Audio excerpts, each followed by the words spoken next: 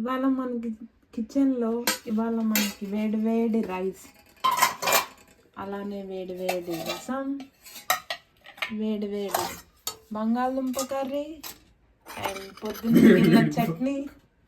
మధ్యలో మా హస్బెండ్ నవ్వాడు, జోకేశాడు. వేడి వేడి దొండకాయ ఫ్రై.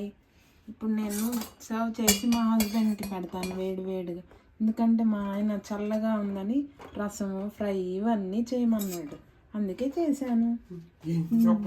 రైస్ తీసుకొని ఇప్పుడు నేను సర్వ్ చేస్తున్నాను, మీరు చూడండి ఎలా ఉందో.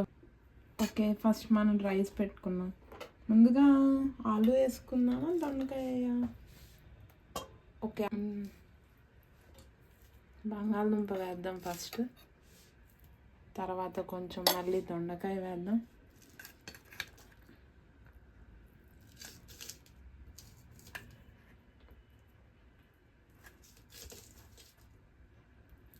మిగిలిన పుదీనా చట్నీ, కొత్తిమీర చట్నీ అది కూడా ట్రై చేద్దాం రైస్లోకి. అలానే రసం అనేది చిన్న బౌల్లో తీసుకుందాం. రసం ఎందుకంటే ఈ చలికాలంలో చాలా మంచిది మనకి, దీంట్లో మిరియాలు అన్నీ ఉన్నాయి.